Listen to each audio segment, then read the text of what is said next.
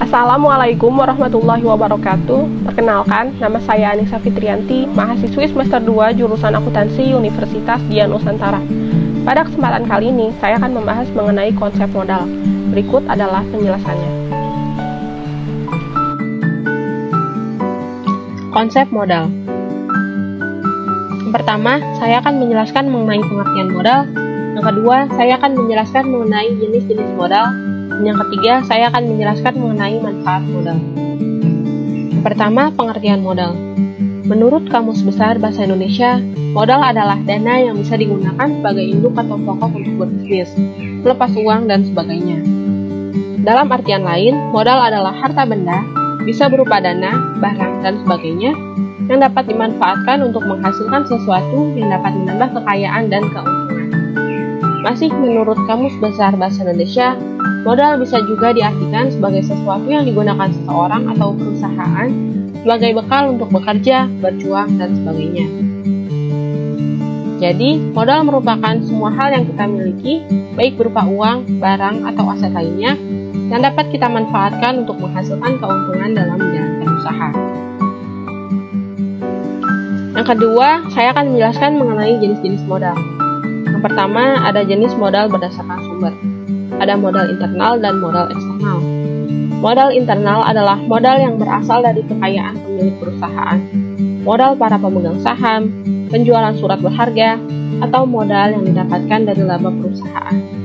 Contoh modal internal adalah kendaraan, inventaris, alat produksi, tabungan pribadi, gedung, saham, tanah, keuntungan perusahaan, dan sebagainya yang tidak menggunakan kekayaan pihak luar.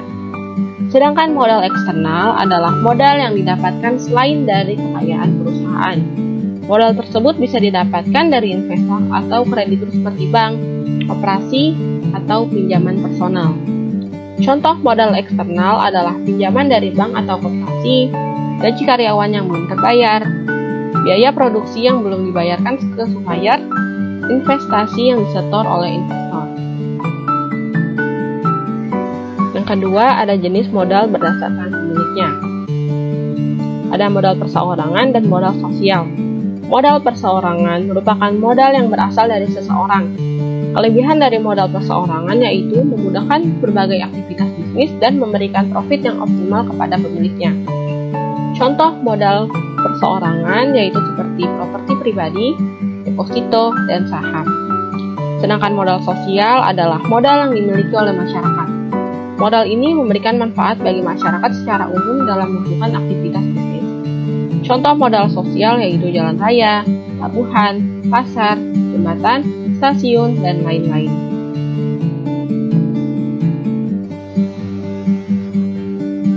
Jenis modal yang ketiga yaitu adalah jenis modal berdasarkan wujudnya.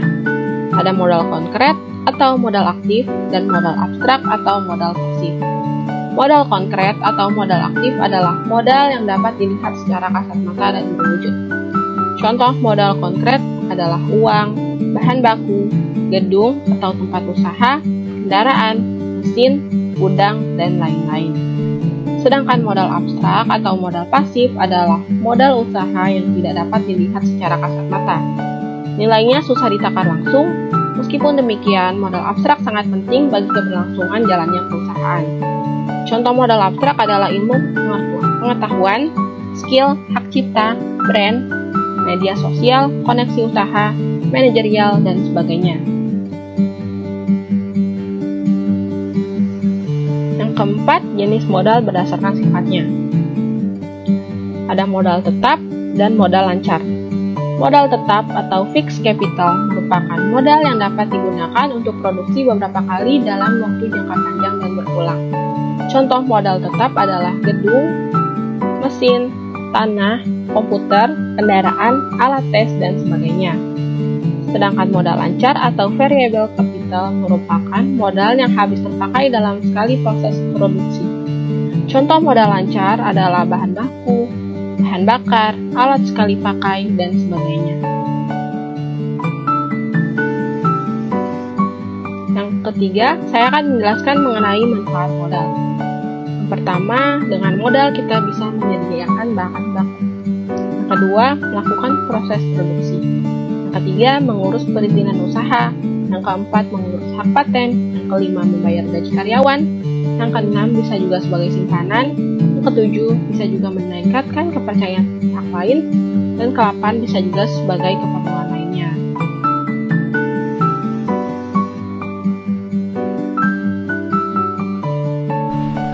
Sekian yang dapat saya sampaikan, kurang lebihnya saya mohon maaf. Wabillahi taufiq wal hidayah. Wassalamualaikum warahmatullahi wabarakatuh.